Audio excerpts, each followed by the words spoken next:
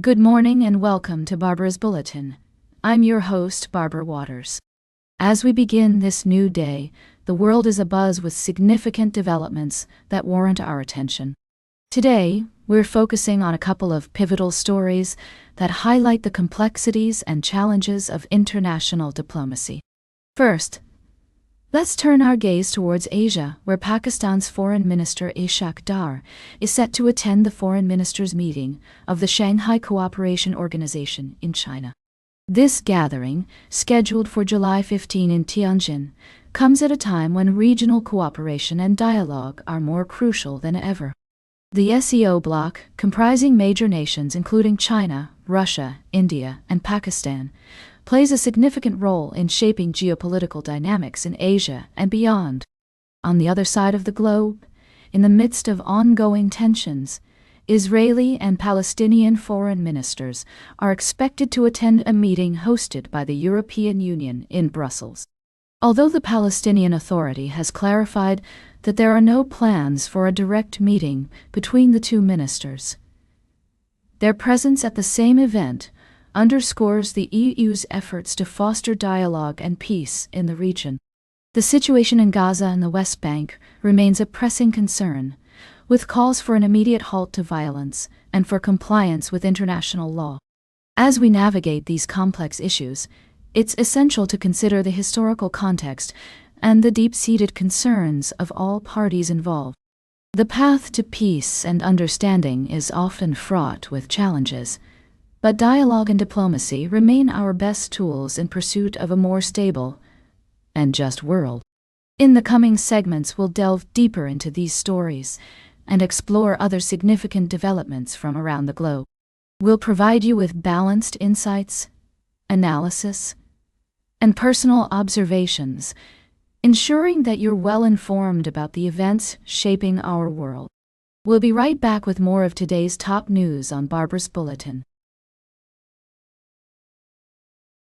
Welcome back to Barbara's Bulletin. I'm your host, Barbara, and we're glad you're joining us again for this middle segment of our show. Today we're focusing on a significant development in international relations, as U.S. President Donald Trump is set to make an unprecedented second state visit to the United Kingdom. According to recent announcements, President Trump will begin his 3-day trip on September 17th, where he will be hosted by King Charles at Windsor Castle. This visit comes amidst ongoing discussions between the U.S. and UK regarding trade, security, and other key issues that shape their special relationship. One aspect of this visit that's garnered attention is the scheduling, which coincides with the House of Commons breaking for the traditional party conference season.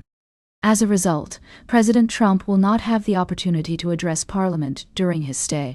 Reform UK leader Nigel Farage has criticized this arrangement, calling it shoddy and suggesting that the Labour government's priorities lie more with favoring relations with Europe rather than strengthening ties with the US.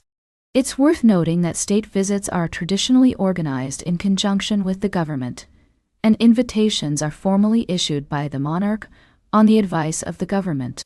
The decision for President Trump not to address Parliament is not without precedent. Only about 1 in 4 state visits since 1952 have included a formal address to Parliament. Furthermore, there were reportedly efforts by some MPs to prevent President Trump from addressing Parliament altogether. Despite these developments, Downing Street has confirmed that Prime Minister Sir Keir Starmer will meet with President Trump during his visit to Scotland later this month, where the US president is expected to open his new golf course in Aberdeenshire. This meeting underscores the ongoing dialogue between the two nations' leaders on matters of mutual interest. As we consider the implications of this state visit and the complexities of international diplomacy, it's essential to approach these topics with a nuanced perspective, acknowledging the diverse viewpoints and interests at play. We will continue to monitor developments and provide updates as more information becomes available. Stay tuned for our final story of the day, right here on Barbara's Bulletin. Welcome back to Barbara's Bulletin. As we wrap up today's show, I want to take a moment to reflect on an important topic that has been making headlines lately: immigration reform. The United States has long been a nation of immigrants, and its history is marked by the contributions of people from all over the world who have come to America seeking a better life. Recently, I came across an article by historian Julian E. Zelizer, which highlighted the significance of the 1965 Immigration and Nationality Act, signed into law by President Lyndon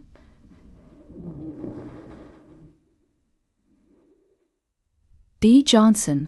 This landmark legislation abolished the national origins quota system, which had previously favored immigration from European countries, and instead introduced a more inclusive policy that allowed for greater diversity in immigration.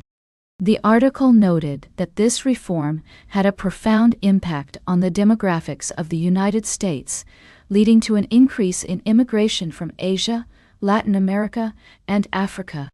While the legislation was not without its shortcomings, it marked an important shift towards a more pluralistic and inclusive society.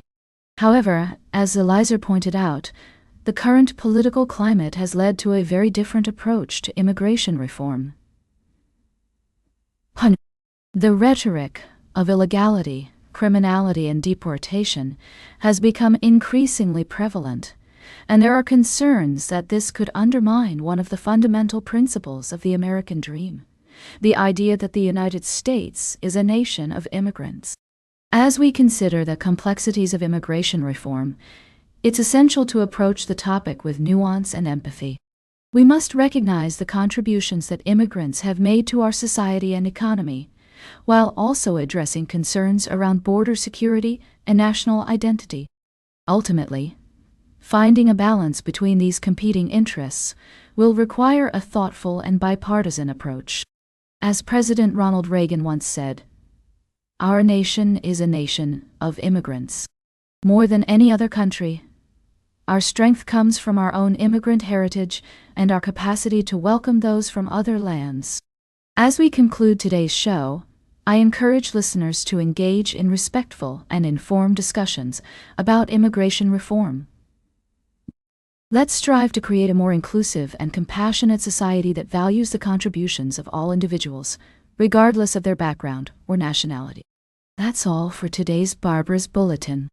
Remember to like, share, and subscribe.